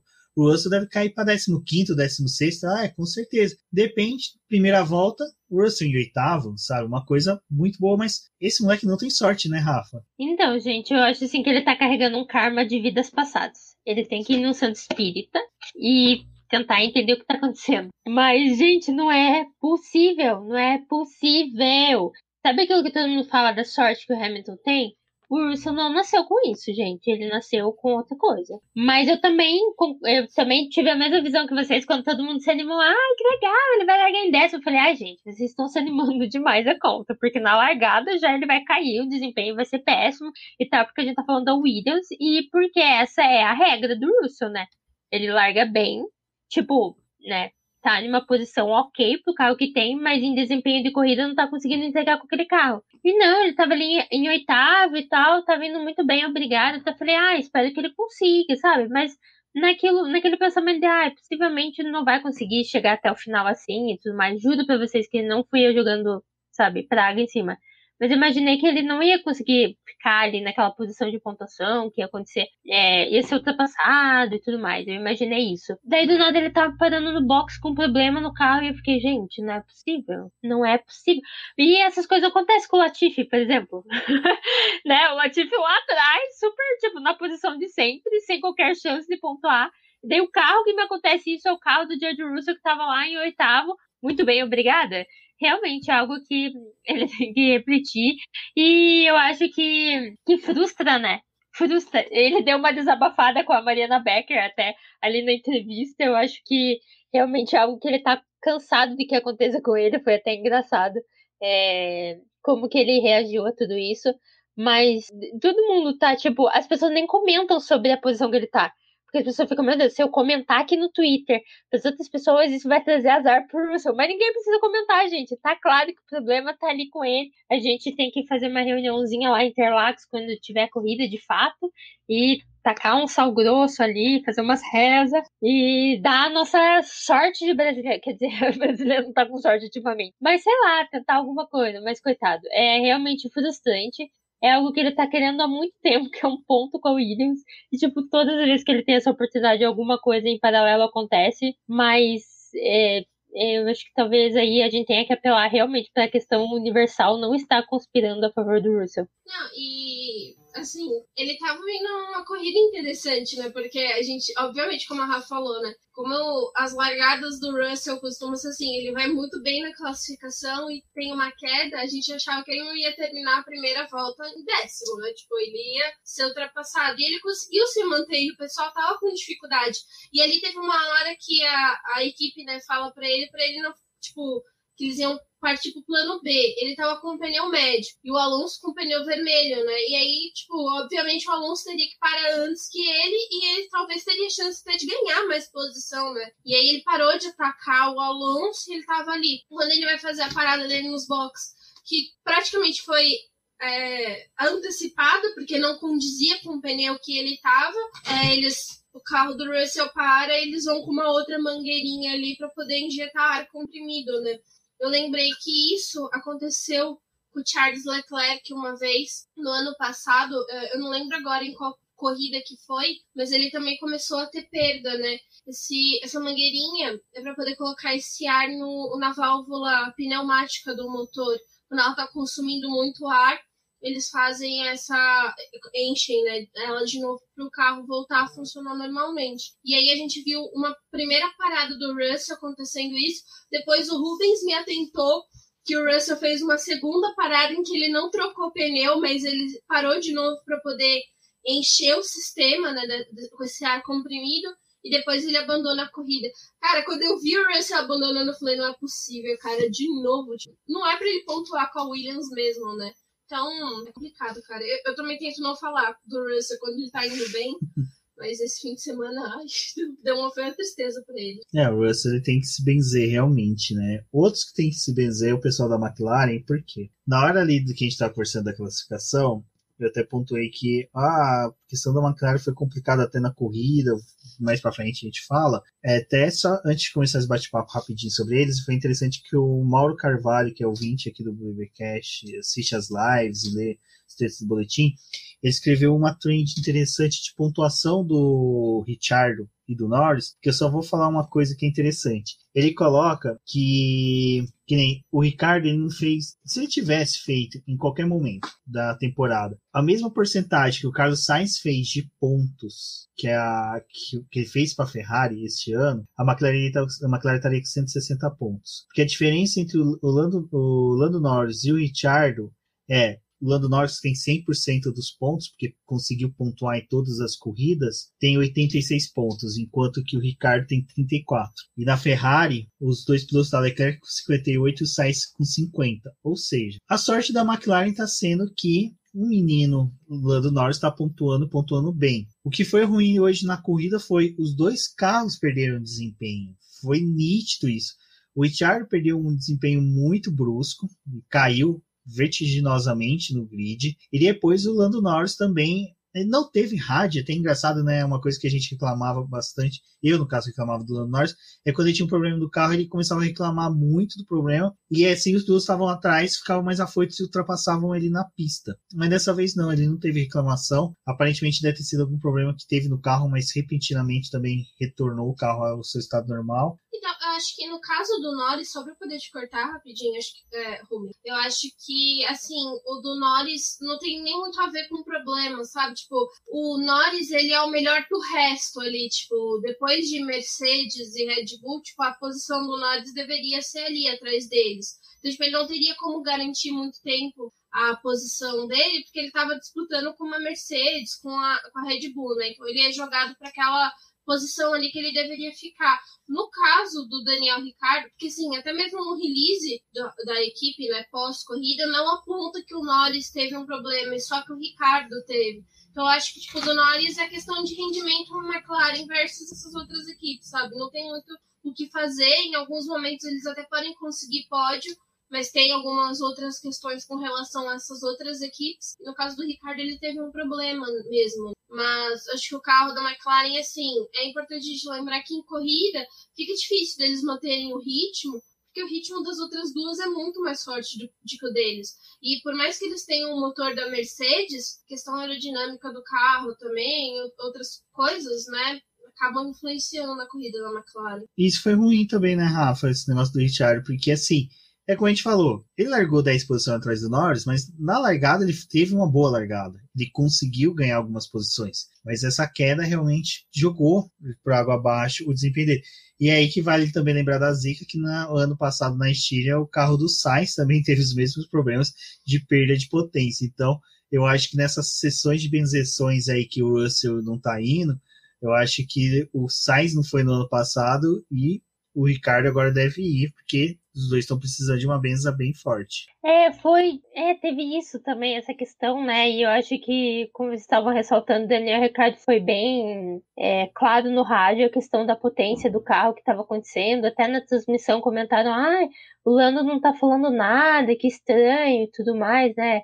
A gente realmente viu uma queda de desempenho, mas eu acho que apesar de tudo, o Lando ainda conseguiu, sabe, manter-se ali em uma boa posição, com bons pontos, que é o que ele tá fazendo o ano todo.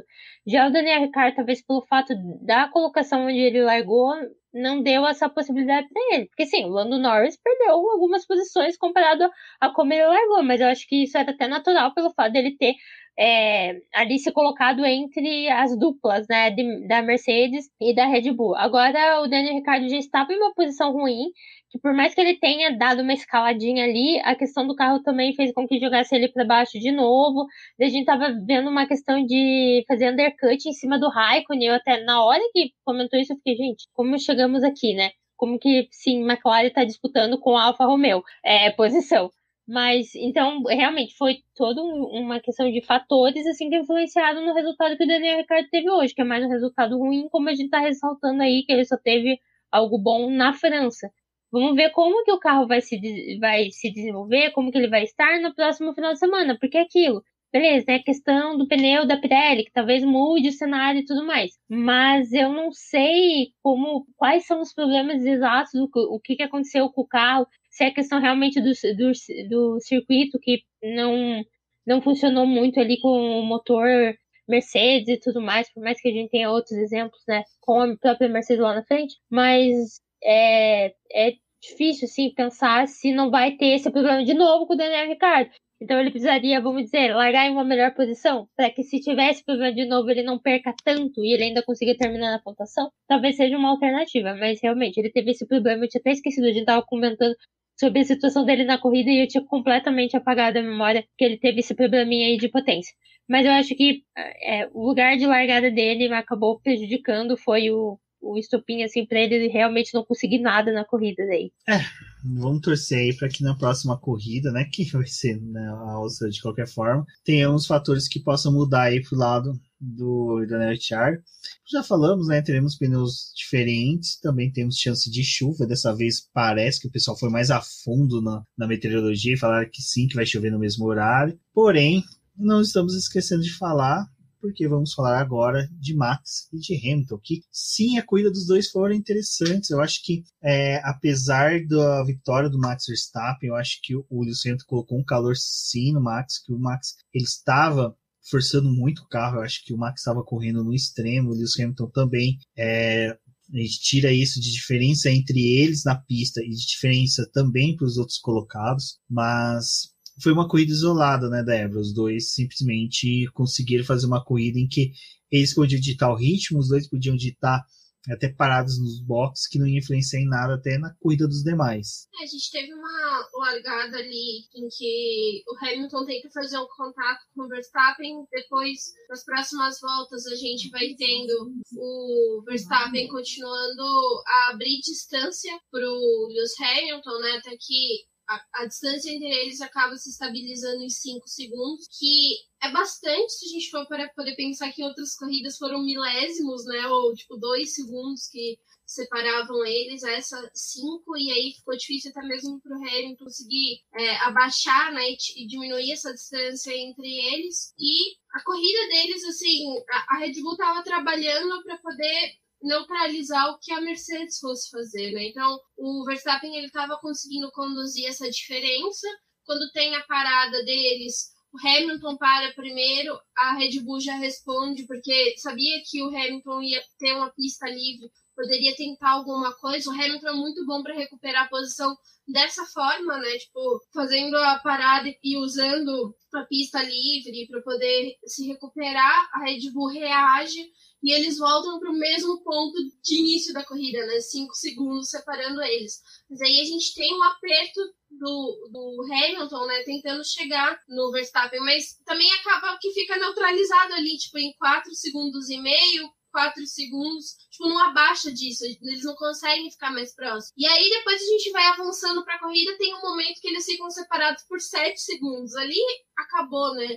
Definitivamente qualquer coisa que o Hamilton pudesse fazer, porque ele continua questionando a equipe se tinha algo que eles podiam fazer, aonde que o Verstappen estava acertando, aonde ele estava errando, o que ele podia fazer diferente. E a equipe simplesmente fala, você vai ficar nessa posição porque a gente não pode fazer mais nada, você não vai conseguir mais chegar no Verstappen, né? E aí tem o papel que acho que é importante do Pérez em toda essa disputa, que o Pérez tem a parada dele e ele acaba tendo uma parada muito ruim, onde o Bottas consegue voltar à frente dele, né? E ali, se a Red Bull estava praticamente com um pódio definido para o Max e para o Pérez, eles acabam perdendo esse rendimento com o Pérez.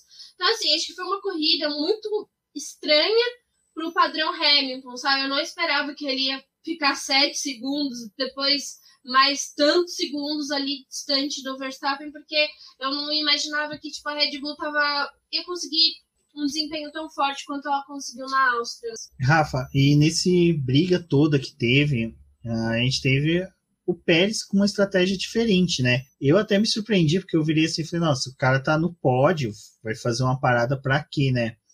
Aí a gente remota o que aconteceu no GP da França, onde que o Verstappen fez um pit stop na cabeça, acho que talvez o pessoal da Red Bull, talvez ele conseguiria algo parecido com o Verstappen, uma ultrapassagem lá na frente, conseguiria talvez alcançar o Lewis Hamilton, mas mesmo assim foi uma estratégia meio furada que eles fizeram, né? Mas o Bottas estava na frente do Pérez nesse momento, não estava? Não, o Pérez estava em terceiro. Certeza, gente? Sim.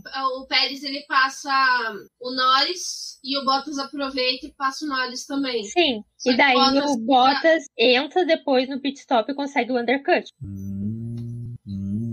Polêmica. Polêmica não, né? Vamos porque investigar. Quem para primeiro é o Pérez, tem um péssimo box. Daí o Bottas para e faz o undercut. E daí ele fica na terceira posição. Em nenhum momento o Pérez estava em terceiro. Minha cabeça não tá boa mesmo. Não, tranquilo. Tá, o que vocês querem que eu fale? Não, relaxa. Não, é que na minha cabeça o Pérez estava na frente, cara. Olha que cabeça de louco. Mas de qualquer forma, a estratégia não deu certo, porque nem volta rápido ele conseguiu registrar no final, e nem uma ultrapassagem sobre o Bottas ele conseguiu, né?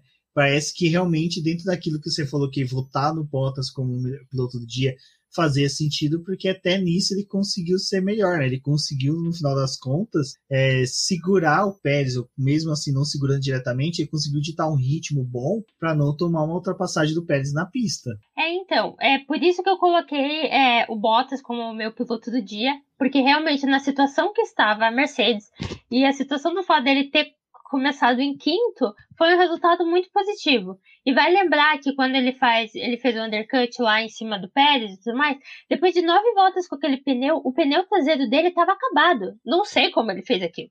Mas dá pra dizer que, diferente do Pérez, por exemplo, que é alguém que conserva muito bem os pneus, o Bottas não consegue fazer o mesmo. E mesmo com a situação que tava aqueles pneus, ele se manteve com os pneus até o final. O Hamilton entrou no pit de novo, o próprio Pérez entrou de novo, mas o Bottas não. E o Pérez veio no galeto, assim, eu nem sei se vocês falam esse termo aí, mas veio no galeto atrás do Bottas. Até conseguiu a volta mais rápida por um momento. E eu até pensei, cara, vai ultrapassar o Bottas. E ele chegou no Bottas, mas na última volta, assim, tipo, ele ficou a menos de um segundo na reta final. Então o Bottas fez um trabalho, assim, que pra mim foi uma crescente por tudo que tá acontecendo. Ele conseguiu se acertar com a estratégia dentro da equipe. A equipe conseguiu fazer um trabalho bom pra ele conseguir fazer o undercut, né? Contou, obviamente, com a falha ali da RBR. Mas ele conseguiu se manter ali, tipo, proteger aquela terceira posição. Porque naquela altura, ele não estava protegendo mais o Hamilton. Porque, como a gente ressaltou aqui, o Max e o Hamilton foram lá pra frente e sumiram. Então, realmente, era uma posição pessoal dele que ele conseguiu defender bem, apesar de como estava o pneu. E a gente sabe que quando o Bottas começa a sofrer uma pressão, deve ter vindo o aviso que o Pérez estava vindo com tudo, ele dá umas escorregadas, faz uns erros, mas ele não fez. Ele foi super alinhadinho, então até ele mesmo ressaltou isso depois da corrida, foi um dos pilotos que eu vi comentários, ele até fez um paralelo falando que no carro ele estava tão desequilibrado, assim, a questão que parece que ele estava em um rally lá, o rally clássico que tem na Finlândia, que é no gelo e tal. Então, pra ele foi uma corrida ótima, ele falou, foi uma corrida muito boa, porque eu larguei em quinto e consegui um pódio, consegui bons pontos para a equipe. Então, com as condições que tava, foi um bom dia, assim, pra ele. O que é meio estranho, né? Falar que o segundo e terceiro lugar é bom pra Mercedes. Mas eu só queria entrar um pouquinho na questão da disputa ali da frente. Eu acho que realmente hoje eles chegaram a um ponto que eles viram que realmente o equipamento não ia entregar mais e o Hamilton não ia chegar de jeito nenhum no Max Verstappen. E o final da corrida, gente, parece que o Hamilton tava se arrastando. Eu falei, gente, não é possível. E vamos lembrar que ele tava fazendo volta mais rápida atrás de volta mais rápida e ele não conseguia tirar o tempo do Max Verstappen. O Max Verstappen tava vindo em voltas tão equivalentes quanto, né? Então ele tava conseguindo manter uma margem assim que o Hamilton não tava conseguindo tirar. Até que daí a Mercedes decidiu pôr lá os pneuzinhos macios nele, faltando 2 voltas. E o Hamilton, eu até por um momento pensei que ele não ia conseguir fazer, que os retardatários iam de certa forma atrapalhar, mas a última volta dele foi a volta mais rápida e conseguiu aquele pontinho extra, assim. Então, em relação ao como estava o final de semana da Mercedes, realmente eles colocaram essas posições como uma vitória para eles. E com esse segundo lugar, só uma curiosidade bem inútil, mas com esse segundo lugar, o Hamilton se iguala ao Schumacher como o piloto que mais teve segundos lugares na história da Fórmula 1, com 43. É tudo tática, gente. Ele parou de vencer para conseguir bater esse recorde também de mais segundos lugares na Fórmula 1. O cara quer todos os recordes, cara. Não consegue. Tem que superar o Schumacher em tudo. Não, é um recorde a mais, né? Mas agora é o que eu falei. Ele está aguardando a 100ª vitória para o GP da Inglaterra. Se vencer na Áustria, é Áustria e Inglaterra já, né? Então, perfeito, ó. Já pensou 100ª vitória lá com a torcida dele? Sensacional. Tô na torcida pra isso. Gente, eu não acredito nisso, gente. Eu cheguei a um ponto, assim, que eu acho que ele nem vai conseguir chegar nas 100 vitórias desse ano. Eu tô a esse ponto. Porque o que eu vi hoje, nesse domingo, e no domingo passado, em relação a como o carro da Mercedes tá, eu fiquei, gente, acabou. Eu acho assim, que se realmente confirmar o que o Toto Wolff falou, que eles não vão mais atualizar esse carro esse ano, que eles estão indo no mesmo caminho da Ferrari e só vão pensar no carro do ano que vem, gente, eu acho que o Hamilton podia simplesmente falar, tá bom, então eu vou sair aí de férias e vocês se virem o resto do ano, puxa aí o George Russell no meu lugar, que eu vou me preparar pro ano que vem também, igual vocês só vão preparar o carro pro ano que vem. Deixa eu falar um negócio, né, que assim, gente, agora, aquela taça que a gente já tinha dado pro Hamilton, né, desde o começo do ano, que a gente já tinha deixado no box dele, Red Bull passa lá pra recolher, entendeu? Porque já deu pro homem, entendeu? Cara, o erro nosso, eu vou dizer o que acontece. O que a gente fala aqui no BP, às vezes acontece ao contrário. A gente deposita tanta fé, a gente depositou tanta fé que o GP da Estíria ia ser ótimo, que foi um GP da França, entendeu? O GP da França que a gente achou que ia ser uma merda, foi bom, entendeu? Então, assim, a gente zicou o Hamilton, entendeu? A gente tem essa capacidade. A gente acabou com o campeonato Hamilton, porque a gente já tinha entregaram a taça para ele, para Mercedes de construtores, e lascou o rolê inteiro para ele, entendeu? Então, eu vou me defender, porque eu sou uma pessoa que sempre faz o discurso de não comemore antes do tempo. Eu já falei, isso traz energias ruins. Não cante vitória antes do tempo, gente. Então, assim, enquanto todo mundo tava lá, porque, nossa, Mercedes nem tinha começado o campeonato de 2020, já tava desenvolvendo o carro para esse ano. Eu falei, gente, calma aí. Pois é, deu tudo errado, mas é isso aí. Vamos ver o que vai ser daqui para frente. Eu gostaria muito que o que o Rubens está falando se concretizasse, no sentido de, pô, seria legal uma vitória sem Silverstone. Mas nesse momento eu só estou torcendo para que ele consiga ganhar em Silverstone. Não importa se é a 99 ou assim. Até porque ia ser emocionante pela questão de vamos ter a estreia, a reta Hamilton esse ano, né? Ele vai estar correndo com a reta levando o nome dele. Bom, e falando em tudo isso que teve esse final de semana, né? Vale lembrar que a McLaren consegue ainda se distanciar um pouquinho da Ferrari com 12 pontos de vantagem. Então torço, né, para que a Ferrari tenha azar no próximo GP e a McLaren consiga um bom desempenho. Mas o que mais me assusta de tudo é o Norris ainda estar na frente do Bottas, sabe? O Bottas ainda está com 74 pontos. Então a disputa entre os dois vai ser bem interessante. E, bom, acho que, meninas, vocês querem trazer mais alguma consideração sobre essa corrida? Eu só queria ressaltar uma coisa que a gente tá conversando, que é em relação a Aston Martin no campeonato. Eles estão a 2 pontos da AlphaTauri, né? Eles estão a 2 pontos. O Sebastian Vettel não pontuou esse final de semana, mas o Stroll conseguiu. E com isso eles conseguiram, tipo, chegar super com o abandono do Gasly e com o Stroll na frente do Tsunoda. Eles conseguiram ficar a 2 pontos da AlphaTauri. Então, aquilo que a gente estava meio que prevendo, que a Aston Martin ia começar a aparecer, de fato está aparecendo. Não duvido que eles consigam na próxima corrida, talvez, dependendo se a gente tiver um desempenho melhor de dupla, eles não consigam passar a AlphaTauri, né? E daí, aquilo que a gente tá... Óbvio, ainda está bem distante da Ferrari, mas é aquilo que a gente estava conversando sobre, se a Ferrari continuar a esse nível e a Aston Martin continuar dando o resultado, não é de se duvidar que a Aston Martin possa chegar perto da Ferrari ali pelo 4º lugar, né? O ruim é que as duas equipes elas têm aquela zica que a McLaren estava ano passado, né? Ou elas pontuam com um piloto só, ou elas não pontuam, né? É difícil, é raro. A gente teve etapas em que o Gasly e o Tsunoda conseguiram pontuar juntos, o Stroll e o Vettel, mas só que quando o final de semana sai zicado para um piloto, esquece, não tem reza brava que resolva. Então, né, Débora, acho que esse negócio que a Rafa pontuou é bem interessante, que mostra que a AlphaTauri ela conseguiu ganhar um gás com esses bons desempenhos que os dois pilotos conseguiram, mas mesmo assim eles sofreram um pouquinho aí a ponto de não criar uma gordurinha para se distanciar da AlphaTauri. Da AlphaTauri não, desculpa, da Aston Martin. Não, com certeza, né? A gente tá tendo um 5º lugar aí, uma disputa pelo 5º lugar extremamente disputada, realmente. Acho que as 3 equipes que a gente tá prestando mais atenção, né? AlphaTauri, Aston Martin e Alpine. E eu acho que vai ser isso, assim, talvez o ano inteiro, sabe? Uma passa um pouquinho, a outra consegue se aproximar, mas principalmente entre a AlphaTauri e a Aston Martin, porque acho que são duplas que têm muita chance de pontuar. A Alpine, acho que ela consegue beliscar alguns pontos, mas se a gente ter outras corridas em que o Ocon tem uma distância do Alonso, e pode acontecer nesse próximo fim de semana, fica um pouco mais complicado para eles. Mas acho que é o que está bem animado ainda, e obviamente a Ferrari e McLaren ainda muito interessante nesse ano, né? Então vamos ver aí como é que acontece, porque eu gosto de ver assim, a Aston Martin tentando fazer de tudo para poder pontuar, usando estratégia diferente.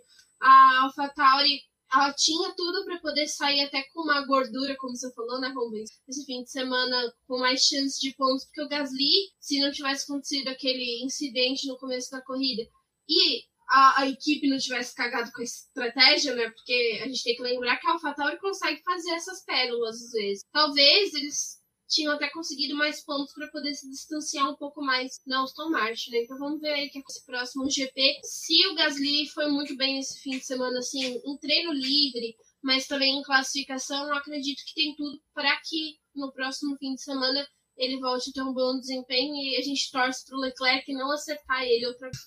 Exatamente. Bom, pessoal, essa semana aí é de preparação para o GP da Áustria e agora sim, não vamos errar, não vamos chamar GP com nome diferente, porque né, Áustria mesmo, não tem muito o que errar.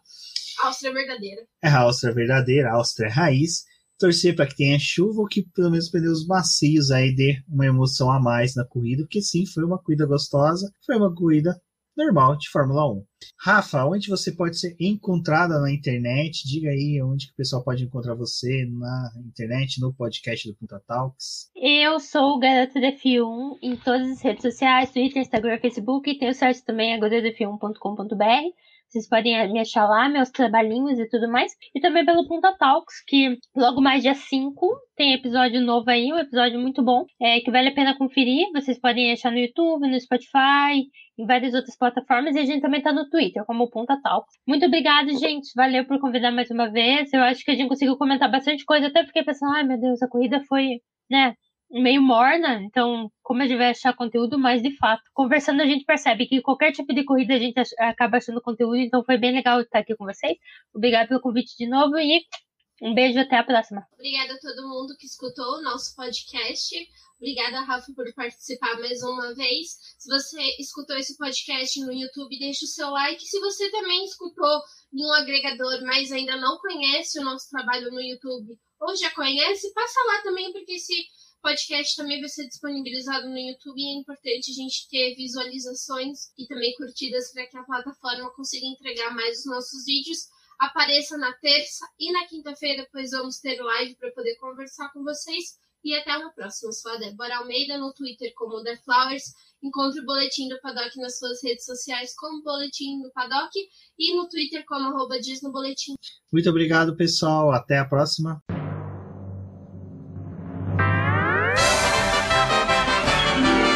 E agora vamos agradecer nossos apoiadores, aqueles que auxiliam o Boletim do Paddock através do financiamento coletivo e contínuo do Apoia-se. E são eles: Ricardo Bannerman, Maia Barbosa, Eliezer Teixeira, Luiz Félix, Arthur Felipe, Rafael Celone, Will Mesquita, Antônio Santos, Rogério Furano, Helena Lisboa, Cássio Machado, Carlos Del Valle, Bruno Vale, Eric Nemes, Bruno Shinozaki, Alberto Xavier, Will Bueno, Ricardo Silva, Beto Corrêa, Fabrício Cavalcante, Arthur Apóstolo, Sérgio Milano, Melquiades Veloso, Micael Souza, Ezequiel Bale, Silney Messi, Rafael Arílio, Rafael Carvalho, Fábio Ramiro, Lauro Vizentim, Maria Ângela, Thaís Costa, Rafael Catelã, Jane Casalec, Carlos Eduardo Valese, Tadeu Alves, Paula Barbosa, Ale Ranieri, Leandro Nogueira, Bianca Mês, André Brolo, Bruno Lima, Ivan Grego, Maicon Tavares, Thalita Santos, Diego Machado, Gabriel Sawaf, João Guilherme, João Rai e Gustavo Frigoto. Muito obrigado a todos aqueles que apoiam o Boletim do Paddock e auxiliam no nosso desenvolvimento e crescimento. E se você quer apoiar também o Boletim do Paddock, entre em contato com a gente através dos nossos perfis oficiais ou acesse o link apoia-se.com/Boletim do Paddock e lá você terá as opções de apoio ao Boletim do Paddock. Um forte abraço e obrigado. Isso é tudo, pessoal.